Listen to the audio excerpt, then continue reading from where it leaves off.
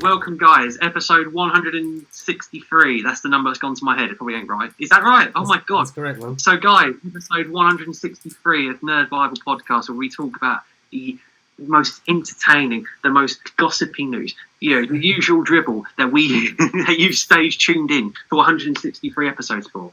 But just to let you know, we're changing station, guys. We're changing station. We're not just going to go on YouTube.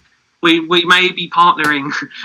I say George normally does this bit a lot better than I could, but I'm speaking for two people here. But I have partnered with some people off camera, and I didn't want to say until right now for you, George. I love the fact that it's like you fucking rehearsed this. It's great. Oh, except I haven't. No, so alas, you can now find us on Spotify. Or if you've got those little things in your car called a radio, I suggest you tune into a certain frequency. I'm talking about 108.9 FM. Talking about Corrupt FM. Have you been watching people just do nothing? Yeah, it's just sort of about 6 episodes. The film comes out today, or when this comes out, it's already been out for 2 days. But yes, Corrupt FM is fucking amazing. Yeah. People just do nothing. It's really funny, isn't it? Speaking of, it's great. The Godfather, the fucking not the cremation, the other one, the christening. I don't want fucking cremation. So, if you're wondering why we're not in the same room, I know, right? Been a bit ill this week. Caught a cold that was going around. Don't worry, not got COVID. Did a test. I'm negative. I'm all right. But didn't want to give it to me dearest friend to come and sit on my lap and me breathe in his face. So Connor's gonna sort of be in charge, really, because my throat is honestly fucking damaged from battle. So I've got tissues, I've got lozenges, so if it sounds like I've got food in my mouth or I'm blowing my nose and you don't like that, I do apologise. Been a rough 3 days. So, Connor, over to you, bro. No, well, what if, George, by next week, what if you're better? What if you're feeling better? Then I suggest it just goes back to normal. That'd be nice. Hopefully I'm better by, tomorrow. That'd be nice. Ideally, yeah. In the next 2 hours after we're done with this, will be it's perk of life. But speaking of life and what if, that's kind of might as well getting straight into what if, because that was kind of one of the things in what if that I don't want to say the elixir of life because that reminds me of fucking Jungle Cruise. But episode 2 of What If came out this morning, and we both watched that separately. We might stream the finale because apparently it's the Guardians of the Multiverse, so it sounds like it might be longer. So if you guys want us to stream the finale, put it in the comments. Yeah, well, hopefully it'll be slightly longer as well. Just if it's 5 minutes extra, it'd be nice. Post credit or something at the very end, just to sort of say Tom Hiddleston's right, he's linked. But we'll never know. But we start off this episode with, for those that didn't know, for those that haven't read about it online and bothered to search up what episodes, it's going to be. Connor? What if? Well, this what if was when T'Challa became a Star-Lord, and I've got the title right on the background. What if T'Challa became a Star-Lord? So essentially, we thought on paper, or I did personally, where it was basically T'Challa, Black Panther in space. Yes. But it isn't Guardians of the Galaxy recreated either. It was a good what if, I think. But they kind of touched on his origins. That he definitely was Wakandan, and he, in this case, he was the wrong child. Yondu just, basically, the Jeffrey Wright narrated at the beginning of the episode, like he did last week. And essentially, the moment where it all changed was when Yondu, instead of him, finding Peter Quill himself, he left it to Sean Gunn and frickin' Taserface. And so they made the mistake and abducted T'Challa instead. But they also had the nice chat, T'Challa and King T'Chaka, about basically wanting to explore the world and life and stuff. And T'Challa wanted to be the rebellious youth and go off. And Yondu kind of did him a favour, really. And basically, instead of seeing one world, he took him to see the universe, the multiverse, everything up there in the background that we can't afford to recreate because we haven't got CGI, So imagine it. Very good. I like you said, I think this was a very good, much better than episode 1. But episode 1 was still amazing. Just for my 2 cents, Chadwick Boseman performance was both amazing and quite touching, because it was like, oh god, this is great, and then it's like, it's the last time that he is playing this character. What a way to go out, really. For me, anyway. That was just, I really did enjoy that aspect of it. No, I just, even at the very beginning when they basically redo the intro to Guardians 1 with Jimon Honsu, who I assume reprised the role. I'm pretty sure that was his. Name was on the credits, wasn't it? I didn't. Yeah, I weren't actually looking at the names this time. I was just like, oh, I was so like you, sort of in awe of like this was going to be the last time we see Chadwick play the character, because like last episode's ending, we both like, we're not just going to say this every week, we'll try, but I kind of want to see what happens next with this universe, or at least this timeline. I want to see what happens in the form of other people, but I'll get to that bit later on. But no, so they did the intro to Guardians 1 with Digimon Honsu, but rather than him not knowing who Star-Lord was, oh my god, he's a big fan, oh, Star-Lord, oh. You know, he was nice. In awe of him. He's a legend in space, and you know, T'Challa's just proper like, you know, I can't exactly remember what he was saying. Or one that I'm comfortable with. Yeah. Yeah, man. Ravenger never works alone, which we saw in the trailer. Is that some kind of catchphrase? I've been on that. Someone's ravaging your throat. Something's ravaging your throat. What happened to time? No, but it was just a complete 180 in terms of, you know, everything. This Star-Lord's actually, no, he's more successful. He's actually a legend in space. And then we also got like the origin of him being from Wakanda as well, and you know, he being told by Yondu, who was played by Michael Rooker retrospectively. He got told that, you know, his family had died, and you know, that's your life. You know, you haven't got nothing to go back to. But then, as we find out later on, he did it just to protect him, and like how Guardians went out anyway. You know, this is your family. You know, you ain't got nothing to go back to. But he's like, no, you're not my family. My family's back at home. But you know, that all got touched on the ending. Sort of the thing, a sort of a scaled up version of the comic, because obviously, like, the episodes are, you know, significantly shorter than the movies. And they like we said with the Captain Carter, it felt very pacey. So you sort of got like a scaled down sort of like magnified version of like the argument that Quill has with Yondu in the first one, and like parts of the second one, the whole like father complex and family kind of thing. It worked for this universe because like the whole thing is they made Star-Lord like Space Indiana Jones sort of in this one, and that's what it felt like. It was someone who sort of almost a bit like the Doctor as well, someone that's literally just, they go in there finding treasure, but also like, you know, when he says like there is no like, it's like something like there's no greater treasure than like what it can do for those and like other people and civilizations and things like that. And it was very sort of an amalgamation of like the Doctor and Indiana Jones, which was quite a nice way to sort of play Star-Lord off instead of like being a space jackass. Cocky jackass, yeah, exactly. Yeah, he was it wasn't just they took the character gender, like race, flipped it and just made it the same. Like he was a completely different interpretation of the character, like how a Doctor regenerated to another incarnation. Like they're very distinct Star-Lords, and like we say, unfortunately, we ain't going to get any sort of continuation, whether it's live action or animation, in the form of Chadwick playing the character. But I kind of would want to see another like adventure, a continuation of. I kind of want to see more of this incarnation. I really dig this character, not just because of it's Chadwick in this situation, but I really did enjoy this take on the character. Yeah, and where they went with the origin and everything. So they did kind of mesh both worlds in this one episode, which was really good to me. I thought. Yeah. But then the Guardians this time. I mean, just to get out of the way, Groot wasn't in it, but. No. Like one of the foes they face later on reminded me of Groot, and then how that ended was very reminiscent of Groot in the form of like the tentacles and like the roots and stuff. I was kind of like, that's the Groot imagery. Yeah, he's not full on Groot, but the imagery, like a thing of, like a call to him. Yeah, yeah, like more than a reference. Rocket wasn't anywhere to be seen in this episode whatsoever. Not heard. Yep, and neither was Gamora. Yet Nebula is a key part in this story, and even she didn't mention that she had a sister.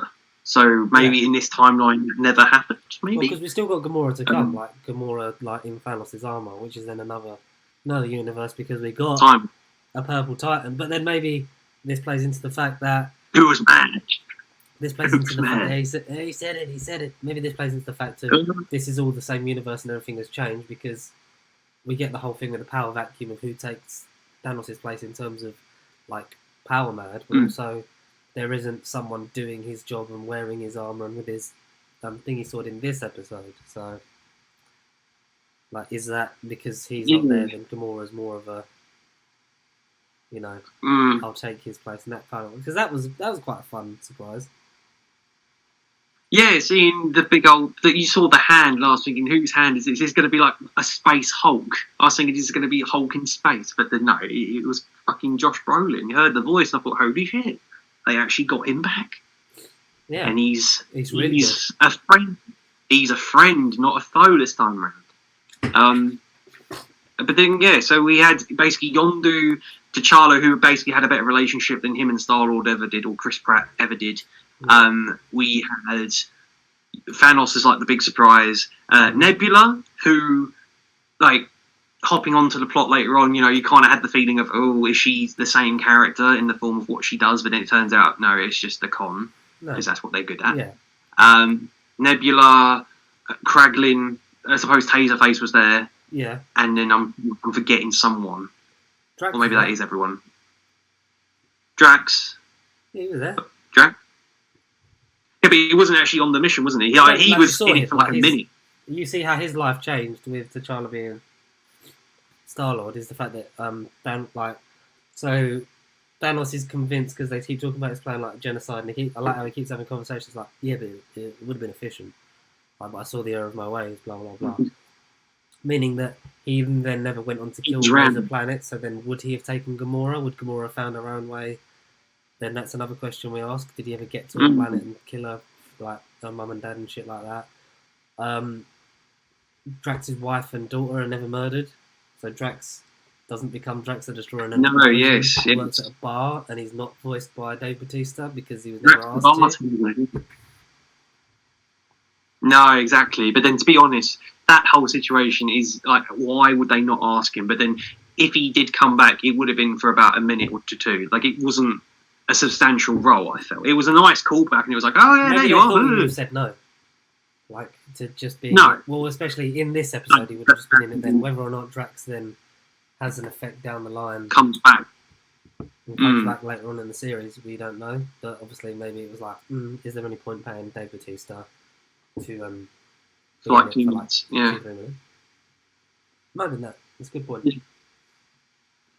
But then, like we say, given the compliment to Chris Evans last week, he did sound like Drax. I mean, it's not Dave Bautista, but he did sound like Drax. Do you know what I also discovered about, because I rewatched last week's, just to quickly put in and then let you carry on, that it was Ross Marquand playing Red Skull, reprising it from Endgame. Oh, okay, yeah.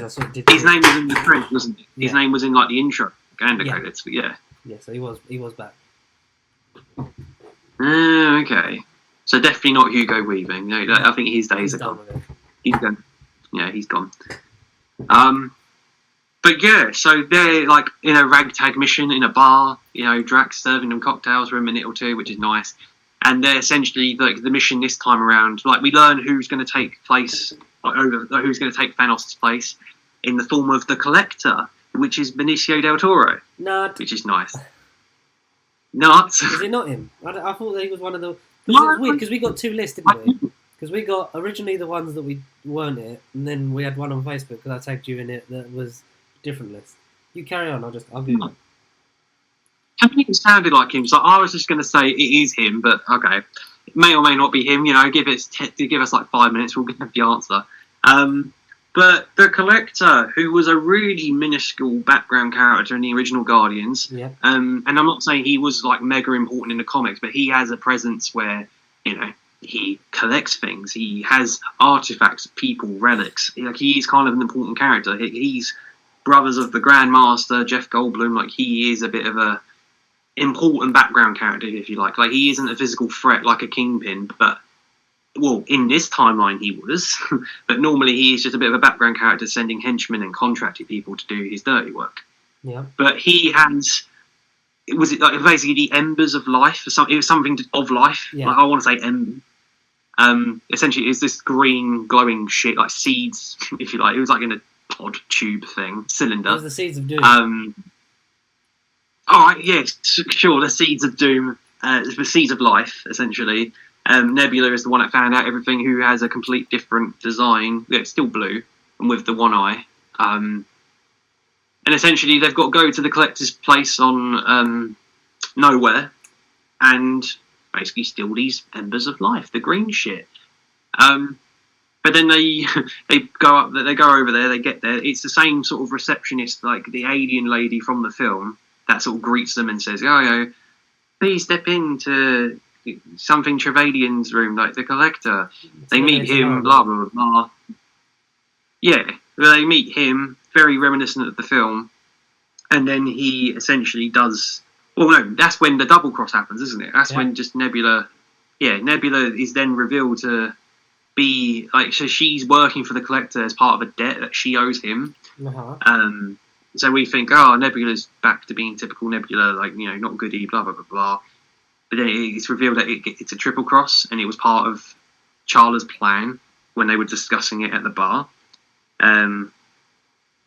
But yeah, so they get separated. Chadwick goes off on his own, and we basically get a little Easter egg gallery, like kind of reminiscent of Amazing Spider-Man 2, where we see little artifacts in the background, like, oh, that's this Doc Ock, that's Venom, that's the corridor of origin stories. Yeah, if you like, but they're in fucking tubes this time. But we see Howard the Duck, voiced by Seth Green again, who's forever going to be this character. And he's probably in it for about 3 or 4 minutes. Probably double the length of Drax. But he was still in the... I can confirm it is Seth Green, previously on the list of not coming back. It is him playing Howard the Duck, and it is Benicio del Toro portraying the Collector. Something Trevelyan. And the Black Order. They are all voiced by the same. They are all voiced by the same people. But Proxima Midnight was played by the one from Infinity War, but she would never reprise the role for Endgame because obviously she never speaks, which I didn't really realise until just now. But no, everyone else is back. Brian T. Delaney plays Peter Quill. Right. Okay. Brian T. Okay. The person who plays... He didn't really speak, though. No. It was only at the end. Yeah, at the end. So I'm just getting this confirmation for... doesn't say, but the guy who plays Drax is also playing Culver Slave, but obviously didn't play him in the film. Right. Everyone... Oh, Natasha Romanoff is not played by Scarlett Johansson, probably for the best at this moment in time. Doctor Strange is someone different. Michael Rooker, Michael Chapman.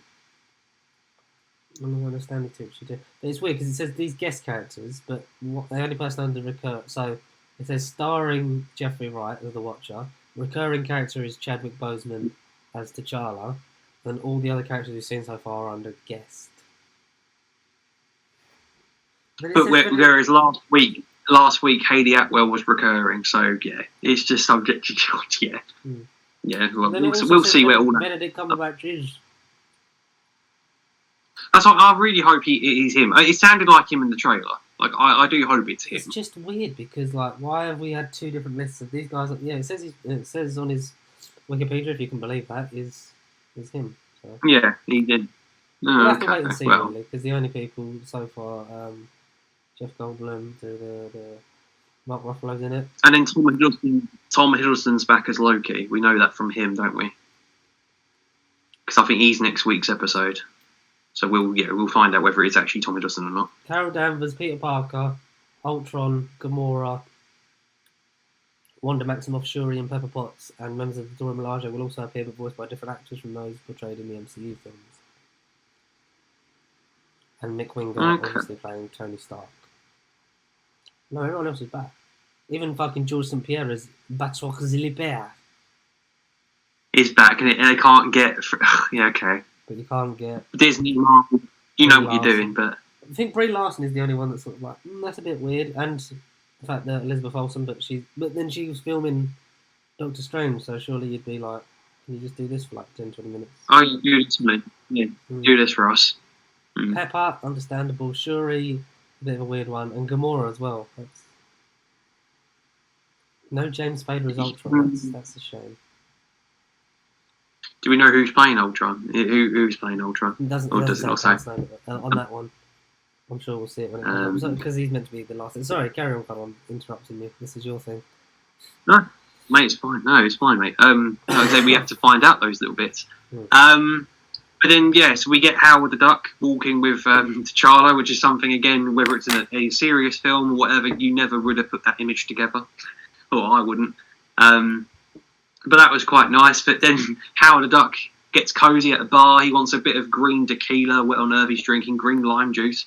And like the Collector's aware of their plan and the double cross, so he puts the place on lockdown. Doors are shutting. T'Challa's the hero. He knows what to do. He does the epic slide on the door as it's shutting. Howard's like, "No, come back on. Happy hour's just started." And then that's the last we see of Howard, which is actually really unfortunate because I thought he was actually going to be in the episode, but I was like, "Oh." Yeah, what if Howard the Duck actually mattered? Yeah, what if Howard the Duck was in the Guardians? Yeah, that would have been a cool one. But yeah, so Chadwick's by himself, and then he's basically in a hangar, which to me that room reminded me of Thor Ragnarok. You know, when him and Loki where they're trying to get off a Sakaar. Yeah. I know they have like a higher floor. It looked to me just the colour of the room and stuff, which reminded me of that room. Very much. They haven't got the bridge there on. But so T'Challa, also Star-Lord, has a bit of his past is hanging onto his neck. Like, as Nebula points out, he couldn't let go of his past. And he has basically the Wakandan teeth, tooth. Yeah. Teeth necklace, if you like. And it emits this bluey glow. It's like a car key almost. It's like a beep beep. And then one of these ships that he passes emits the same glow. So then I thought it was going to be like Hulk. I thought he was then going to take off and crash into Wakanda. And I thought that's going to be like the opposite to Hulk being in space in Ultron. Yeah, because it had all those ships in it, didn't it? It had the Thor Ragnarok orgy sex ship from the Grandmaster. Had loads of different things, yeah. I didn't actually eat the ships. Oh, okay. Well, that'll be a fun one to find out, like what ship was what later on, because that's Oh, okay. But unless he finds his ship, because it's like straight, isn't it, with that sort of like round halo, like around the whole ship. Yeah. That's just an image of that's just the thing I remember seeing. Okay. Oh, we'll find out later on in the day via Google what was what. But T'Challa plays an audio recording, courtesy of Big Finish, and it's his dad. It's Emperor Palpatine. It's Star Wars hologram Emperor Palpatine. No, it's his dad on a recording, essentially telling him that, look, Prince T'Challa, next in line for Wakanda. How proud he is of him. But it's kind of bittersweet because of the whole Chadwick thing as well. It was nice because it felt like, not in character, but it felt like Chadwick's dad was almost speaking to Chadwick about the legacy and everything he was going to leave behind in charge of Wakanda. But then, you then step out of it and you're like, but he's not, isn't he? Because he never got to. He did in the main timeline, but it kind of felt bittersweet almost, that whole speech and dialogue. It felt like Stan Lee wrote it almost, and I was like, oh, that's bring forward to my eye. It was very nice and touching. But then that's when he gets out of the ship. No, so Nebula then gets him at gunpoint with the Collector, and that's when we find out about the double cross, and we're like, oh no, Nebula, you son of a bitch.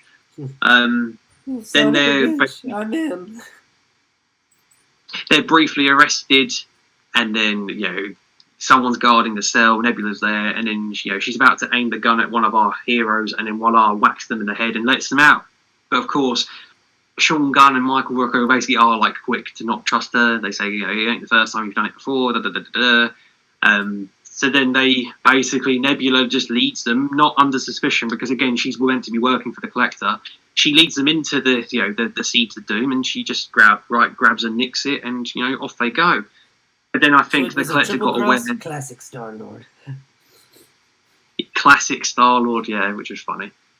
kept coming back throughout the episode.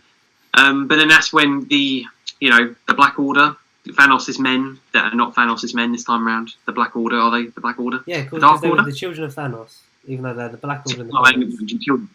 But Yeah, children of Thanos. In this, yeah. Children of Del Toro come this time, and that's when we have our big action sequence. They have a brawl. Yeah, like you say, the voices did sound similar to those in Infinity War and Endgame. So they were all the same. Then we also had this weird orangey, reminiscent of the Thing, but also a certain tree in the form of Groot. And I was thinking, is this going to be like some weird Groot Hulk thing abomination? Like, what on earth is this? And he's like the one that they can't take down. Super tough, super durable, blah blah blah blah. He's made a fucking tree, so he's part of the planet. You can't exactly kill trees. Well, people do. Spoiler alert. That's why the Earth is fucked. But then Nebula comes up with the genius idea. Eat this, you plant, and then he kind of just looks at it and expands into these green roots and tentacles, and that's when the whole place is going to basically collapse and get out before you get squished. Before everything dies around you. And that was when, to me, the Groot imagery came, and I thought, that was meant to be like an Easter egg to Groot. Did you get that? Oh, that's just holding me gauntlet. Anyway, yeah. Continue. But yeah, they escape. They escape. Groot's destroying everything. I'll call him Groot. Destroys everything. But then T'Challa and Michael Rooker are still behind. They're dealing with the Collector, who's now basically almost got a Hulkbuster-ish suit. He's got a six-pack all of a sudden, and he's super muscly. And that's not very nice, George. That's quite rude. It's quite rude. No, and then they have a fight. The Collector wears Hela's helmet, and he says some remark about it was I can't exactly remember what he says, but he's like he does the whole Kate Blanchett slip back, and he's like, bloody hell, he turns into her essentially. Which then does the hat give her powers in Ragnarok? Because he just casually, I got this from the goddess of death. Yeah, basically, he's like, this is a personal favourite of mine, or something like that. Cheesy, he says. But yeah, he shoots the daggers. Blah blah blah. Blah. But then so Michael Rooker, like the whole get help thing with Thor and Loki. I can't remember what they call it, but sticky fingers or something like that. Yeah, he's like, but it's your turn. It's like, that's fair considering I lied to you. It's like, yeah, that's fine. So then basically Michael Rooker lets himself get punched in the face. Like he grabs him with kind of gauntlet arm like that, grabs him, and while he's almost sort of letting him get punched, he's about to do the killing blow. But then Thanos in his gauntlet, he realises that he's off his hand. And then Michael Rooker has the thing, and Black Panther comes in, knees him in the face, and that's kind of his weak moment. That's when the heroes prevail, and the baddies are. She lets all the things out as well, doesn't she? Whatever. Yeah. She's like, yes. I like that thing you said about not loving people in cages, and then she lets everyone else out, and then opens the Collector's one. Yeah, because in the film she just basically touches the fucking stone and she just explodes, and that's her character over. Whereas in this she had more of a thing. Yeah, she had more of an arc, so that was nice. But yeah, they lock him in a collector pod, and then she lets go over. She releases all the other people and things that he's captured over the years, and then basically he's their bitch, he's their prisoner. So he got what's coming to him. But then, as that episode slowly gets to an end, everyone says their goodbyes, and T'Challa and Michael Rooker and they're Ravengers. They're not really Guardians of the Galaxy. It's more like Ravengers of the Galaxy, if anything. Except they actually get on, and they're trying to be good this time around, as opposed to just being mercs with money, mercs for hire. But they're trying to be good this time around. Yeah, because they the whole thing of we went straight. Thanos has gone straight, the Ravengers have gone straight. He sorted out everything and sort of made the Ravengers a bit like the Avengers. Yeah, which is the Avengers in space, which is it was just good. It was nice. It was different. What if this could happen? It was good. But then we get to like so basically the last image was then we cut back to so yeah. Basically, then they say about seeing his daddy, like actually going back home to Wakanda. So then that was an emotional scene. Actually seeing like the Ravengers of the Galaxy go back to Wakanda, him reclaiming his rightful throne. You know, everyone's coming to get along, and even Thanos showing up a couple of the Wakandan birds, and he's like, again, it's not genocide. It was randomly selected, you know. And fair. And Gamora's like, oh, Dad. Yeah, it's quite amusing. But then, but there's another family reunion, isn't there? Yeah, a crossover of both worlds. One day, Marvel, DC, like, you know, maybe just stop the debate, just join, you know, just end it. But no, they need money, so they fucking won't ever end like that. But then, so the final image we see is then a grown-up Peter Quill in some diner, cafe thing, where you see the mixtape first. That's when I was like, yeah, so what about Peter Quill? It then pans to him cleaning, you know, mopping the floor, dirty mop and broom, wearing his vintage headphones, and then we hear a certain voice, might say someone with a bit of an ego, you know? He turns around and he says, like, oh, hey, son, something about, let's just say we have a bit of father and son time. And you see his eyes glow yellow, white, and then it just cuts to black. And then Jeffrey Wright sort of narrates and says, well, that's the end of this. Yeah, but he also said, doesn't he say before that, he says that's the end of this particular timeline, because basically he's saying, like, you know, the Guardians weren't there to defeat Ego, and Ego basically would have won. So I think what's going to happen is Ego is going to become like the Thanos of this universe, and then it's Guardians of the Multiverse. That's going to be like Thanos, Gamora. You're going to have Captain Carter, all that kind of stuff. So so do you think we're going to have like two sort of big events? Do you think like so Captain Carter being stuck in 2012? Is they're going to do like the Avengers on Earth, and then you're going to have this Guardian storyline of them in space, yeah, it's all going to and whoever can help them in space. Because you've had that thing like the group shot, like everything, like one thing can change it, and then the group shot changes, and you've got like Star-Lord, Gamora, Captain Carter in the ruins of a planet as opposed to just in New York. So maybe our universe turned out the best in the end. A good story for another time. Yeah, but next week is Loki on Earth, assuming, you know, Thor being the selfish brat. Yeah, selfish I wouldn't be brat. surprised if we got a Thor and Thor the Dark World kind of trade-off. Merge. Yeah, not Ragnarok, because I think Ragnarok will come like later on. Maybe. Or it could be all of them. Maybe like if Loki was on Earth, how would that affect the whole Thor trilogy? Could be that. Well, and potentially Avengers, because if he's got the Chitauri, is it going to touch upon that as well? Yeah, is he not going to then invade Earth if he becomes? Yeah. I don't know. But no, I look forward to it. Again, it was a good episode. To give it a solid, like, I don't know, if I had to rate this one, I'd honestly rate it a 9. I don't know, I'd rate it a 9. No. Yeah, it was. I liked it. Like, I really liked the first one. I like this one a lot better. It was. It just felt like we knew what to expect of What If going into this one. It was like, oh, so it's, you know, the first one was a bit sort of like, does this work? Yes, it does. And then with the Star-Lord going, well, fucking have a look at this. And it was really good and really fun, and I really did enjoy it. And it's my favourite one so far. But, you know, still another 7 episodes to go. 2 weeks in, yeah. And, yeah, I really enjoyed it, man. I really enjoyed it. There's something else I have enjoyed, but we can easily criticise. I mean, you haven't watched it yet. We discussed it off camera about 10 minutes ago. Is this bad boy? Tell us about the Web of Fear, Conor. Because you've seen a lot of things this week. You're going again after this. I haven't had a chance to see Free Guy, so if you're after the Free Guy spoiler chat, that's going to be next week because I haven't been able to go see it yet, so for obvious reasons. Conor's seen it probably like 5 times at this point. Twice. It's only twice. I'm going to go 3 times. The secret screening was Free Guy. I bet that was like, you jammy bastard. No, I know, but I was so adamant on it being Candyman because I was Googling the release dates and I was like, no, it's got to be like something 2 or 3 weeks behind. Candyman, like Free Guy was literally 2 days before the release. So I was thinking it won't be that. So when it was that, I wasn't underwhelmed, but I was kind of like, okay, cool, I'll get to see this again anyway. Yeah. I was like, okay.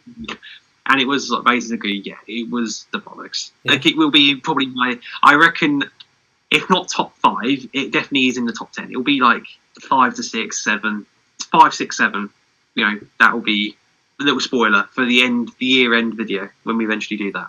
Yeah. It'll be about there. At the moment, the Suicide Squad's probably in mine, so.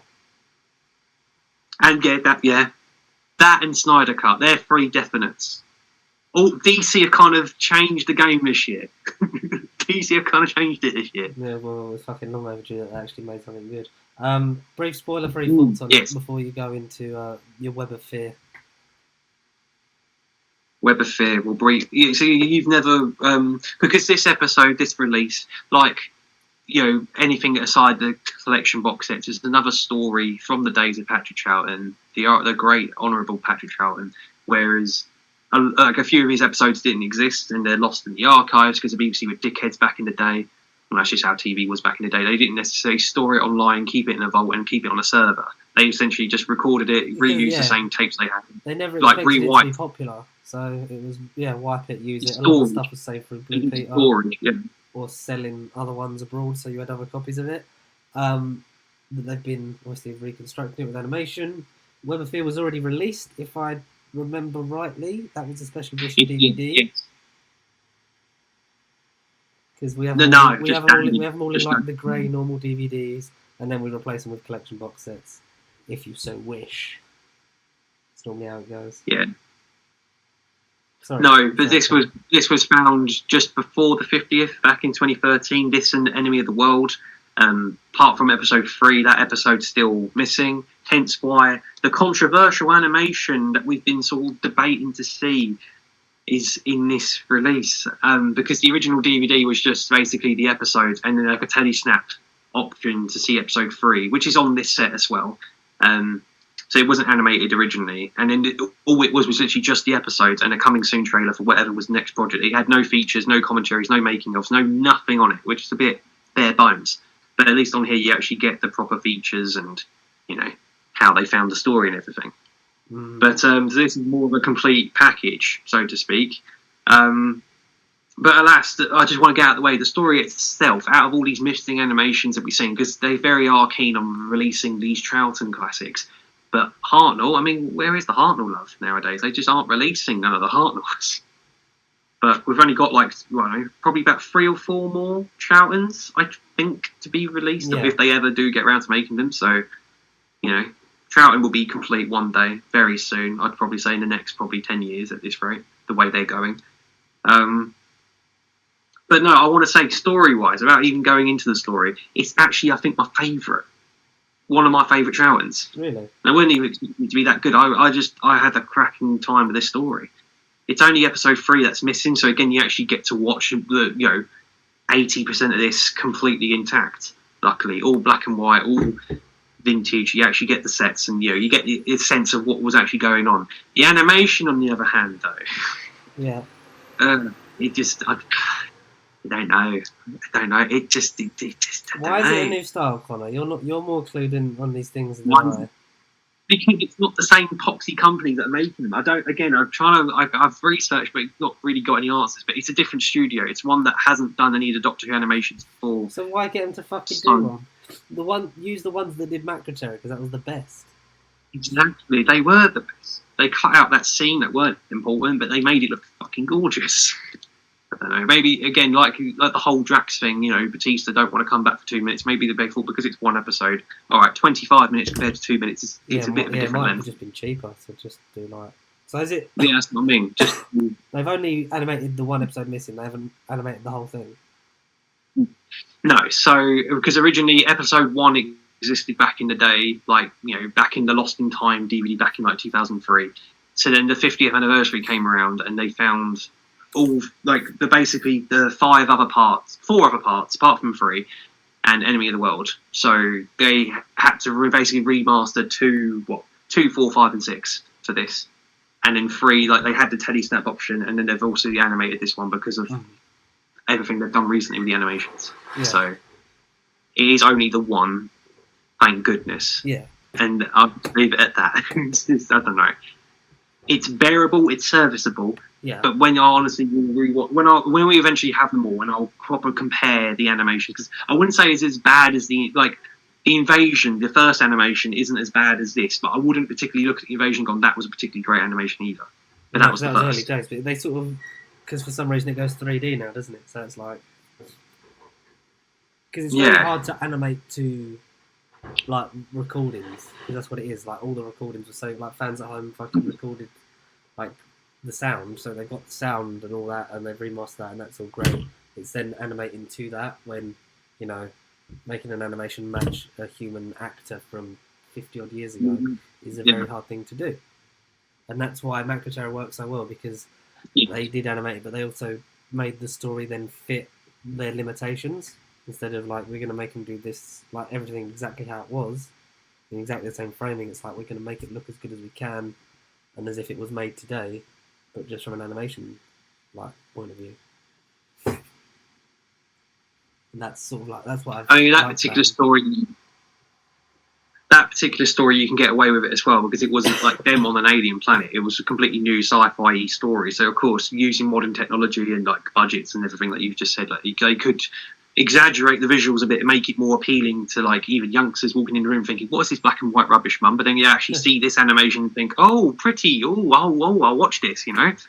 But with this, basically a good 95% of the story is based in the London Underground, so you can't really get away with making it like a big, bold, colourful, imaginary. Like it is station or platforms, then tunnels and rails. I mean, that's like 80% of this story. And then when they're in like, you know, basically they haven't got a base. They're in, I can't remember the exact station they're stationed in. Let's say it's Piccadilly, I think, or Liverpool Street. I want to say Piccadilly. Say Piccadilly. It's just them in like rooms, like basically where they work, the staff works. I would say ticket rooms. It's not in them in ticket booths or anything, but they have got rooms like out the back. Yeah. That's essentially where the characters interact like a good 60% of the time, and then there's like back doors which then take you to like, again, the railway platforms, and then a lot of the episode is then walking from station to station, or you know, the presence of the Yeti, where they have basically got a map and it's blinking, and when the lights go out, that means with the Yeti have kind of taken over that bit of the station, so they know not to venture that way or whatever. But as the story goes on, you know, it goes smaller and smaller, so they become trapped and stuff, and you know, the characters themselves, a certain face doesn't get introduced till like halfway through the story, but this face is an important figure in Who history. So I mean, you've got that going for this story as well. It introduces a certain face, a certain, you know, Lethbridge Stewart, if you will. That's not a really tight unit. Exactly. Because in this, they're just referred to as the military. They don't get called unit in this. Until the third, it's not the third Doctor's era, isn't it? Because it was... Well, because he was someone else in Troughton's era, and then he was Lethbridge Stewart, and then unit doesn't get founded with him until like the end. Until Troughton, the beginning of Pertwee.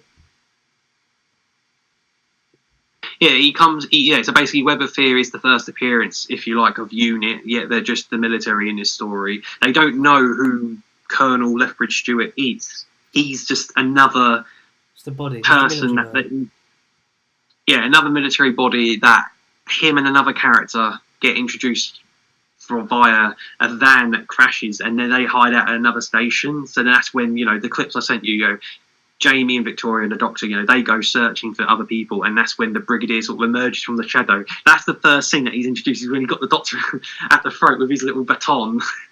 That's the very first thing. It's a shame we haven't got that scene properly, because, like, the regeneration, thank God to William Hartnell, thank goodness we actually got the clip. We actually haven't got that episode. Blue Peter for that one. Like, it's a moment. And we haven't got the moment where Brigadier actually steps into the screen. We just got a ridiculous hand-drawn, computer-dragged animation of it. It's just, it takes away from it a little bit. But at least we could still see it somehow. Ratings out of 10 for the animation itself. So, okay, animation. I'd give it a low 6 or 5. It's just like, I don't want to say average. Oh no, actually no. Maybe I am a bit generous. No, I'd give it like a. It does the job. A 4. It does the job, but nothing more. Nothing more. But so far, out of all these animations, it's definitely the worst I've seen. Invasion isn't like leaps and decades better, again, because that's the first one and it was just the first studio that they had. Yeah. But I don't know, I'd rather watch the Invasion animation than this particular 25-minute animation. The ending was decent, but then it just kind of awkwardly cut because that's when the credits then start. Or the credits go up and then the screen sort of basically fades out. But in the animation, you see like basically the Yeti appear through the smoke, and it looks really cool and CGI'd. It looks very modern. Yeah. But then you see the beginning of episode 4 where they always recapped the previous episode ending, and it just didn't look nothing like the animation. It just looked very dull in real life. But no, the ending was good. But other than that, I thought, thank God, right, back to the story. You know what I mean? It's just like, thank God. I was happy, but no, I don't know. It does its job, but nothing more. Happy we've got it, but hopefully they don't use it. They use previous studios when they get fucking the Space Pirates and shit like that. And fucking animate like Massacre of St. Bartholomew's Eve or something. Give us a heart, for fuck's sake. Or maybe they're finishing Troughton. Because I think they'll finish it, and if they ever find them, then they'll re-release them properly. I won't ever get the steelbooks for that, because I'll just, save that for the fucking collections of seasons 1 to 6. Collection 6. Hopefully that'll be it. Which we haven't had any more news on that, by the way. So yeah, it's a thing. Like the animation, I never wanted to get the steelbooks. It's because one of them was bought for me, like the faceless ones. That was bought for me for Christmas by my mum and my sister, because they know like I like steelbooks, so they bought me that one, and it was like, oh, this is great, but now I have to go back and obviously I'm never getting the fucking Power of the Daleks one, but I've got the Macra Terror, I've got the other one. What is the other one? Let me just go. I'll be right. I'll go and look. Faceless ones, Macra Terror, Power of the Daleks. Oh, Fury from the Deep. That's the one. Yeah, Fury from the Deep. Yes, that was like the last one before this one. I should have remembered that one. What will be next? But, yeah. Fuck knows. They probably won't. Evil the Daleks. September. Evil the Daleks. Evil the Daleks. Oh yeah, that is because we agreed with that. Yeah. What? Are we going to get any more news on that? Probably not, because there's been a pandemic. But they're filming all the documentaries for that and the collections again. So hopefully there is something on the horizon. Speaking of collections, Conor, part of my late birthday present to you has maybe started off an addiction. Oh, an addiction? I wouldn't call it an addiction. No, I don't know. I spent countless hours searching them up, thinking, I need to buy some sort of I need to figure out like the pattern or like what I actually want versus that looks nice, I better buy that. What are you? No. So what are you going for at the moment? So you've got Loki. Yes, and I've got another friend up there. Where is he? Oh, he's actually behind Loki. Okay. So you can see him anyway. It's a bit too far away. Who is it? Okay, I'll show you. I'll show you. I didn't think we'd go with that one first. Oh, did you not? Why? I like Captain America. I mean, dickhead Captain America. Because I thought you would have gone for... There he is. So you've got US Agent, so... Up. The Pixar guy from Up. Yeah. There he is. The only thing with that one is, if you look at the side art and like the colour scheme on the front, and then you look at the colour scheme on the figure, there's no white stripe. Oh, yeah, there's no white. There's no white. Oh, okay, whatever. If you watch Chris Johnson's thing, it's like the John Walker Captain America figure, just repainted. But there is ways to customize it to make it look more like US Agent. But no, because something you literally just noticed about the white on his. So look at his helmet, right? Look at where's the A? There's no. But then you look at the thing. Yeah, but he's got it. He actually has an A. So like that's laziness.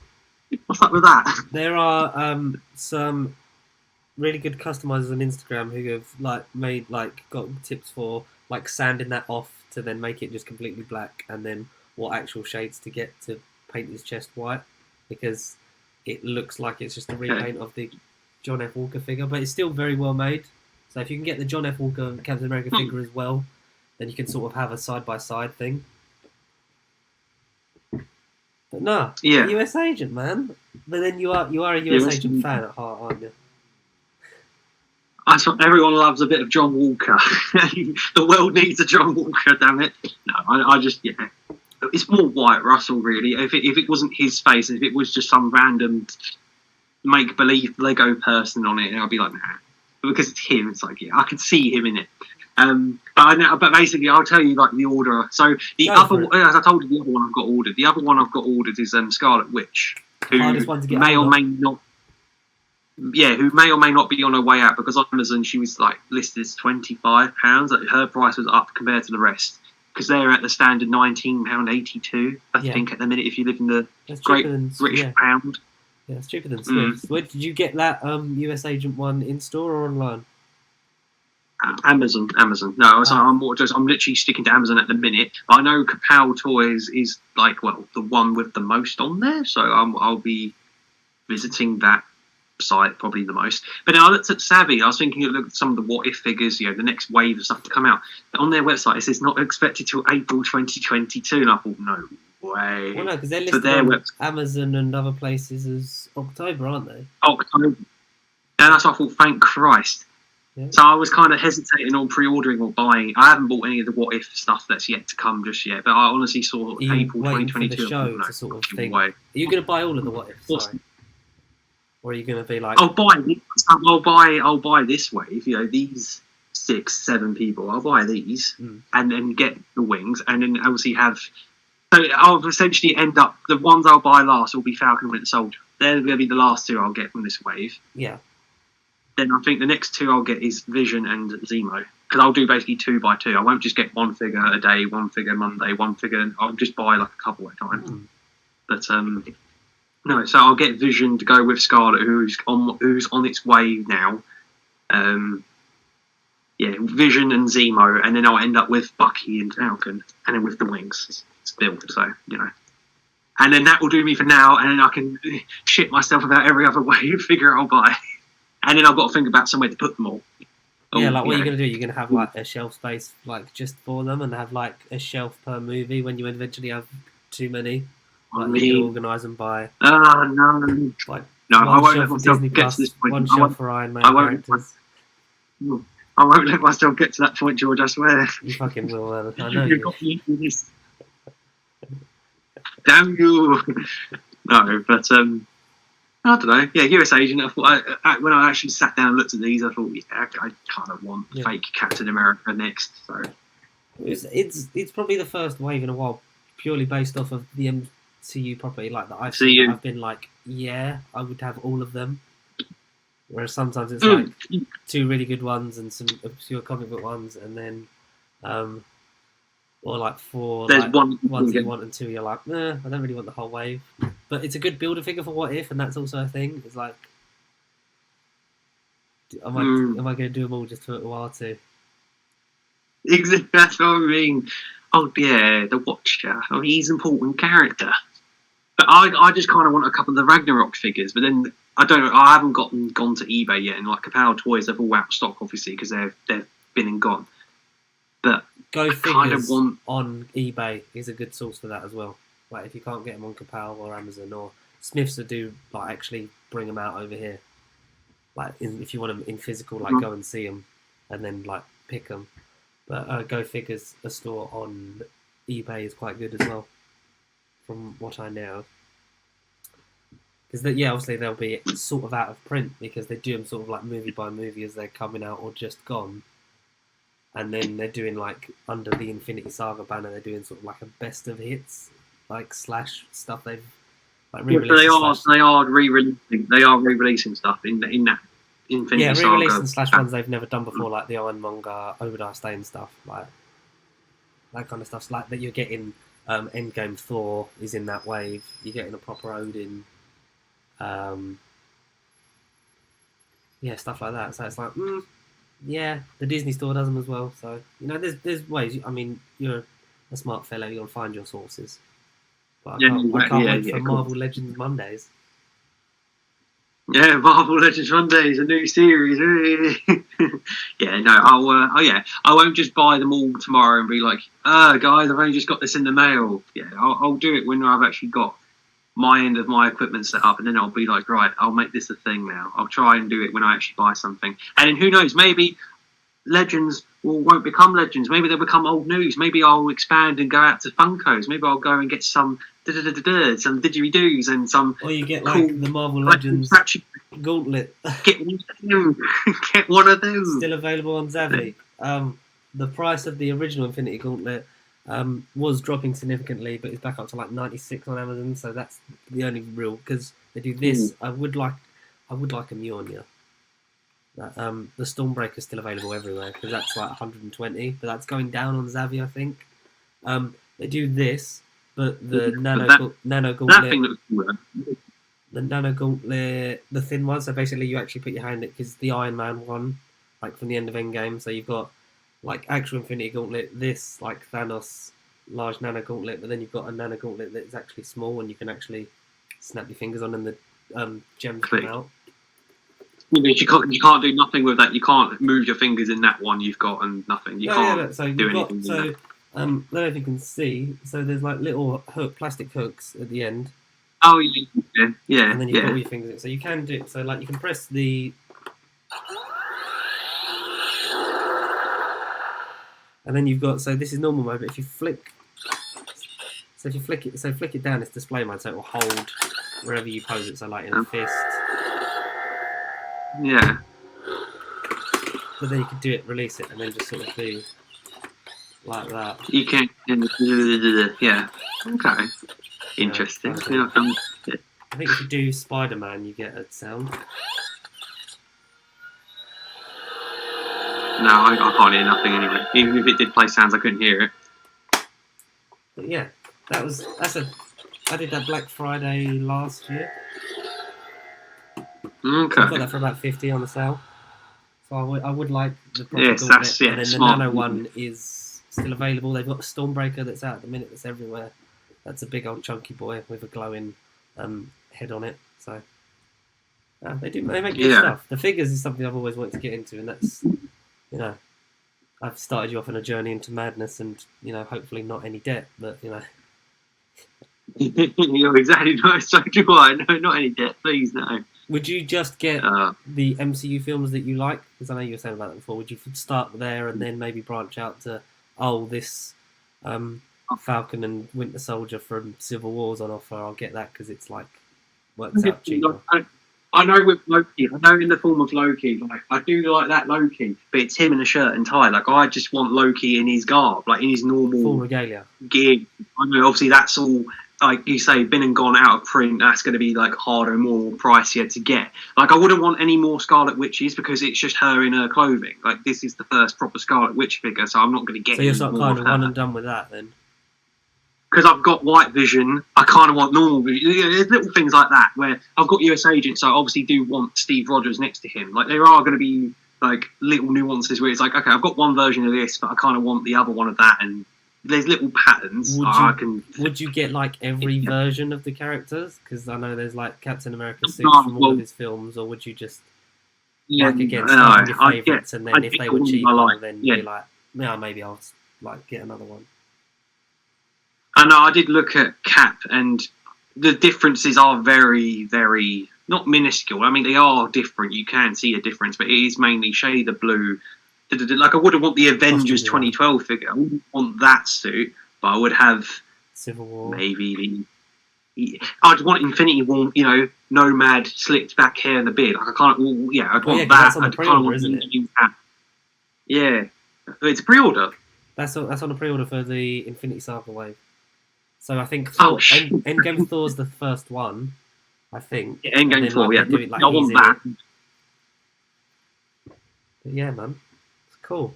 Oh, shit. Because I know they're doing Mark III Iron Man as well, which they have, to my knowledge, hasn't been done before. It's okay. Of the big three, it's Endgame version, Infinity War version you never got because he's Nomad, and the original proper Iron Man costume. Because I know they've got all the other suits like the Civil War, Endgame and all that Iron Man versions, because you get 2-packs with Iron Spider and shit like that. So, but yeah, man. Mm. Would you try and find a Thanos? Yes. Whether it's a deluxe figure, because you've got like slightly bigger, like 12-inch, 10-inch figures, deluxe figures. You've got there's other series that outside Marvel Legends as well that do similar figures. Like Savvy had a Zale. Like, so I've seen like these statues in like some Savvy 2 for 30 thing where it's like you get proper classical, not Richie Grant, but he's very classic-y, Loki, like as a statue, and that's more to me like a display piece as to these like little munchkins. You know, they look big and proud. You know, they're a proper statue. They're like classic Loki, like in his prime. Like I'd want that. There's a Thanos statue that looks cool. There are like other alternative brands that just Hasbro's Legends. Like there are other things I could look at and go, oh, because you got me Chris Eccleston's Ninth Doctor. I kind of want more than just that Doctor in Funkos. They have released a new wave for that, for the Doctor Who Funko Pops. The Doctor Who Series 1 collection, which is the Doctor Dances and Empty Child Rose with Union Jack. There's a freshly regenerated 10th Doctor in the 9th Doctor's outfit, and there's the 9th Doctor with a banana. Oh, brilliant. Brilliant. I like that one. Rolls. But yeah, I do want to get into that, because now I do have this desk and I have like sort of decorated it. But I would like Marvel Legends on shelves, like per movie. That would be nice to have. Peter, the biggest one that would bug me. So Peter Parker, Spider-Man. I have to get Miles. But it's just things like I'd have to get Peter and Miles. I wouldn't just have Miles and not Peter, and vice versa. Would you only get Spider-Gwen? Yeah. Would you only get those animated ones from that wave, and not like Frogman and Hand Ninja? Oh yeah, no thanks. I don't want Hand Ninja. I mean, okay, if they come with a good builder figure, then I'll just literally open it, get that builder figure, and just leave it. No, I'd get the builder figure. I don't know. It does depend on the builder figure, what's in that wave, and what it actually is. Like if it's Hand Ninja, I can live without Hand Ninja. But if I need to complete Doctor Doom with it, if it's Doctor Doom's fucking hell, if it's his face, I kind of need it. It's like building a Corvus Glaive or a fucking Thanos, and it's like it's a shit character, but I'm gonna have an actual endgame Thanos kind of thing. Then you're like, it's justifiable at the end. Yeah. But yeah, I won't branch out and get every single comic book character ever. It is just MCU adjacent for now. And then if there's little nitpicks like White Vision and Vision, I kind of need normal Vision to go with White Vision. Like, things like that. Like the Professor X Magneto, I do kind of want that. I do want that as well, because you get both heads as well. It's Michael Fassbender and an older. And it's just, smart. It's not just one helmet. It's smart. That's what I mean. It's a smart figure, that one. So it's like, might as well get best of both. Have you looked at X-Men ones to get as well? No, but all I'd really want, honestly, is just Wolverine. But then you've got Weapon X. There's a character called X-Man. Like, who is that? X-Man? I don't know. X-Man? Used to be a man. Really, all I think about X-Men is Wolverine. Like, there's a couple Cyclopses, but Cyclops I'm not crazy about. James Marsden's there's one, maybe. Just one Gambit. I've seen the one Gambit, so it's like, okay, I'll have Gambit. Not Channing Tatum Gambit, but it's just Gambit. Oh man, that was a thing. That nearly happened. Like I would get the the Logan, Charles, and Yes. Like you said, the Magneto and Professor X1 is good, because obviously you get both Fassbender, McCoy, and Stewart and McKellen. Magneto's come with and without helmets and multiple sets of hands. The Deadpool 2 ones I definitely would get, like Deadpool and Negasonic. Of course. Yes. Cable, Domino, and who else is in that one? I don't know, but there's a Mystique one that's quite good as well. A Rebecca Romaine one as well. I want Josh Brolin Cable. I'd like Josh Brolin Cable, because then there's classic X-Men Cable, but I'm not attached to that, so I don't really care about that. I just want Josh Brolin. Yeah, you want the ones of the movies that you like. Would you get a Fantastic Four wave? Oh, no, bad memory. I don't remember it. Never happened. No. Toby Kebbell, Doctor Doom. Yeah, no thanks. He might look cool, but he did fuck all in that movie. He did fuck all. Do you know what was good? Because we talked about toys for a little bit there. Because we are grown children. Yeah, we did. Yes. That I watched. Because we're sad. Yesterday. We're sad. So I'd played a bit of Xbox and PlayStation yesterday, and I was like, yeah, I'm kind of bored.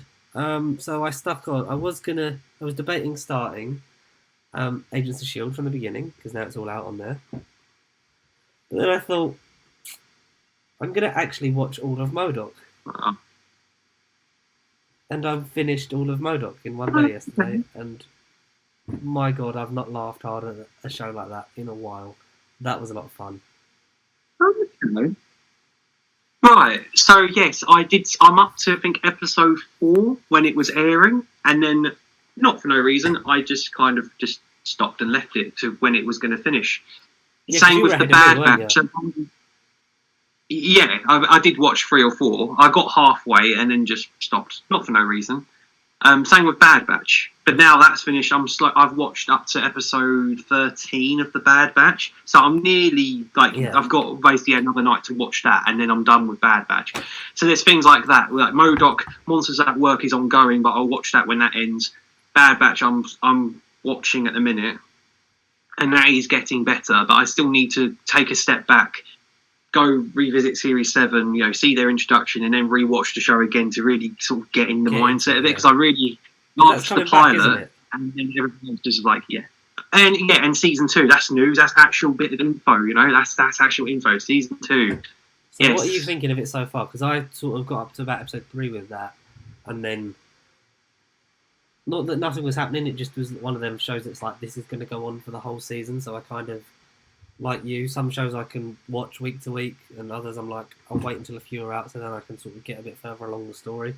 I'm kind of glad I ended up watching all of MODOK yesterday, because I'd watched, I think, episode 1, and you'd gone ahead of me to episode 3 or 4, like you said, and I'd sort of been meaning to pick it up, because the first episode, it's weird, but then after episode 2, you hit a groove, and it gets better, and now that show's finished, all 10 episodes are out. And there is a season 2 in the works. Season 2? There's a season 2 in the works, confirmed to be being written. It's not officially this is definitely happening, but it's we have plans for this to carry on, blah blah blah. Because it was, so I researched it quick, because obviously that whole thing. So it was doing with Hulu. In the same art style they would do it. Let me get up the thing. You quickly talk about a Bad Batch while I get up this article. Bad Batch. So, a bunch of clones that are special, if you like. They don't follow the normal clone algorithm. They were briefly introduced in the last season of the Clone Wars when Disney Plus came out for us over here back early 2020 when the world was still normal. They're in the first 4 episodes. That was their arc, and then about 3 or 4 months later, after that series ended, it was then announced that Bad Batch is now getting a show. Hey, see you next year, unfortunately, because I think that's part of the reason why I got distant from it. I think if they hadn't left season 7 and Bad Batch as long as a gap, then I probably would have been more invested and been like, oh yeah, I really like these characters. But because it was a year and a half later, it was kind of okay, now I've got to remember who they are. Mm-hmm. But that was my problem. But again, the pilot was really good.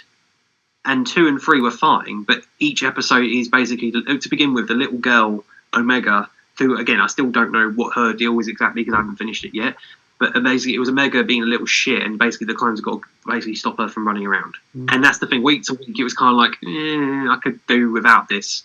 But then as it goes on, especially around the halfway mark, certain faces and imagery comes along and shakes up the game. The Bad Batch did go through some bits. Okay, Omega, the kid, still hasn't really gone anywhere just yet, but there's hints as to who she really is and stuff.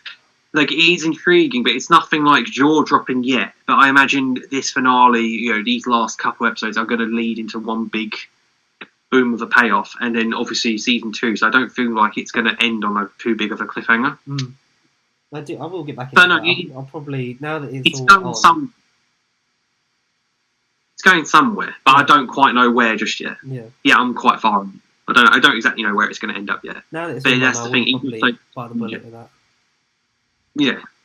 Oh yeah. If you're a fan of Star Wars, like, it's just worth watching anyway. Like, it's not a complete waste of time. It's just I'm personally fed up of Order 66, 3 to 4, the gap. I just like Mandalorian era. I like Episode 6, and however far they want to go ahead with it. Because if they want to fucking retcon 7, 8, 9, go ahead. Fucking do it. I dare you. Do it on Disney+. So when Taika Waititi releases Episode 10, you can just ignore 7, 8, and 9, because they never happened. Adam Driver happened, and that's the only thing we need to get from that trilogy. Fucking Adam Driver. What a man. What a man with a water chest. Okay, so... Yeah, mate. The original thing with MODOK was Hulu in 2019, because I think we talked about this in the podcast, they announced MODOK, Hitmonkey, Tigger and Dazzler, and Howard the Duck as animated shows that were going to cross over in The Offenders, because they're very adult chicken inspired, made by like Seth Green and all those kinds of people. Jordan Bloom and Patton Oswalt created MODOK. Patton Oswalt obviously voices him, and once the MC, like Marvel Studios, bought out Fox and all that, so most of the stuff got folded in and cancelled, apart from Hitmonkey, which is still yet to come out, and MODOK. But Kevin Feige apparently met with Patton Oswalt and went, no, carry on with like everything you're doing in that, and we'll like see what happens. And 10 episodes, about 20-30 minutes each, and I'd obviously seen episode 1 and thought, this is a bit weird, but once you get past that first episode and the fact that, this is like Robot Chicken but aimed at people who actually know what this is, and we've got the money to sort of make it not just out of like crappy action figures and make them look like the things. These are like animated to a way where it's like, this ain't your normal version of MODOK, but this is the one you're gonna now recognise and know. Remember. And it is man, honestly, you have to watch it. There were points in it when I've laughed so, because it's obviously adult. There's swearing in it. There's some great adult jokes. Patton Oswalt is amazing. Ben Schwartz is in it as his son. John Hamm voices Iron Man. Like, there's some great shit in that show, and I've really never had more fun watching. Like, I'm feeling like shit, and I was just watching that, and I was just fucking howling with laughter, man. It was great. I mean, I recommend you finish it for you, but like anyone who hasn't seen it, please go and check out MODOK, because it is a really well put together animated show, and it's the most Robot Chicken you're going to get on Disney Plus at the moment, because you're not getting Star Wars details anytime soon, if ever. So it's just great. I can't wait. I hope it carries on with the second season, and I hope, because it references all the other properties and that, and it feels very much the Deadpool of TV, of like, it can just like, we could reference this and throw it away and just sort of take the piss out of it. There's some great gags in it. There's some jokes that really like just fucking land, and but it's one of those shows that the pilot's probably not the best example of it. Like, it sets out the thing of what it's going to be and the tone, but then after like episode 2, you're like, this is what this show is. It's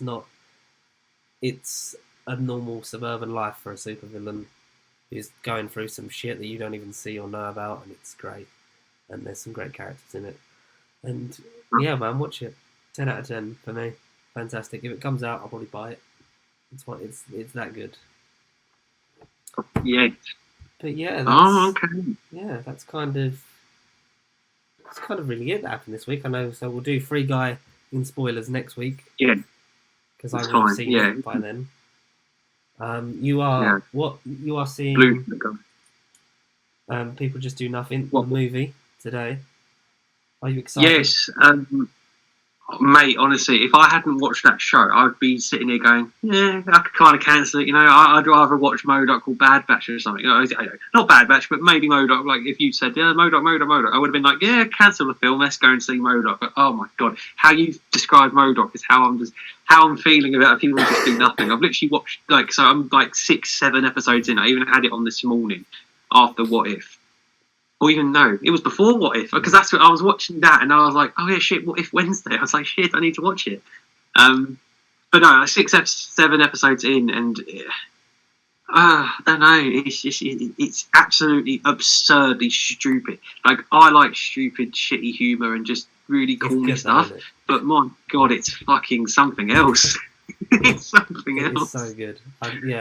It's a show that I need to finish like properly. But like from what I'd seen and like because Lars watched it before and like it's been on and I'm like sort of like what is this thing? And seeing the trailer, I was like, oh, that's that thing that you watch. And it's like, oh, maybe I need to completely finish watching this show. But you'll have to let me know how that movie is, man, because it does like seeing that trailer. It was like that looks. Yeah. It looks like a BBC series that they've made into a movie like before. But all the best bits and they've just elevated it. And their unlimited advert. We've been saying where the fuck's been the Cineworld unlimited advert, and they've done the fucking advert. How much profit we get? Net profit. Oh, yeah, we like going to cinema because you get loud popcorn, big screen, surround sound. It's just great. It is great. And they actually have released singles on Spotify as Corrupt FM. Yeah. They are like a real thing. That's what makes it even more like immersive in a way because they are real. I know. Yeah. I hope there's a couple cameos in the movie that are really going to make it like what. People you wouldn't expect to be in some fucking London rapping movie. You'd be like, what, Dwayne Johnson? What? No, he wouldn't be Dwayne Johnson, but like, I don't know. You never know. At that kind of level, yeah, that'd be nice. But yeah, you'll have to let us know how it was. Maybe give us a mini review. Because how much of it have you got left to watch? So season 1's 4 episodes. Like season 2, they're basically 4 or 5 episodes a season. There's probably about 25 episodes made in total, like something like that. And then whether, like, basically, I don't want to go into the movie, hopefully, and get it all spoiled and be like, oh, yeah, so this is how it ended, and because I'll be like, oh, a bit bummed. But, yeah, so I've got, like, 3 and a bit seasons to go. But, I mean, they are half-hour, 20-odd something episodes, and I'm on, like, episode 8 or something like that. And there isn't, like, one of the more reoccurring jokes in it, I kind of hope does become more of a story, because, like, in the form of Grindr... Ramesh, fucking Grindr, Mish, and Decoy in the form of who's the kid's dad. Like, I get it's a joke and it's very obvious, but I kind of like. Does Grindr ever find out that the baby's not his? Like, is that a thing? As far as you know, as far as you're aware, is that a thing, or is that? I have not found out myself. Yeah. It may. Is it like Gavin Station in the fishing trip? Is it like the fishing trip? I feel like it might be because I've not come across an episode where that has like come out yet, but it could have done because I've not watched all of them. I probably watched maybe about half, but not all of them have been full sit down, concentrate and watch it. It's been like background and then like laugh at the fucking funny stuff, which is a lot of it. So yeah, man, you'll have to let me know what you think of that show, what you think of the movie, and how it lives up to the show. And when the show finishes, maybe we'll have a People Just Do Nothing episode. Like podcasts just do nothing. Yes. I don't know. Podcasts do nothing. Yeah, that could be the review. That's the title sorted. We're really good at titles. Until then, enjoy all the Marvel Legends you're buying and enjoy the movies. I can't wait to speak about Free Guy next week. If you want to get in contact with us, Conor can do all this bit because I don't know if. Yeah, fine. I can do all this. You just don't know it, mate. It's nerdbiblecontact@gmail.com. Or again, if you're trying to find us on radio, if you've got it in your car, 108.9 FM, you know. Corrupt FM. That's Spanish for pasty sheet.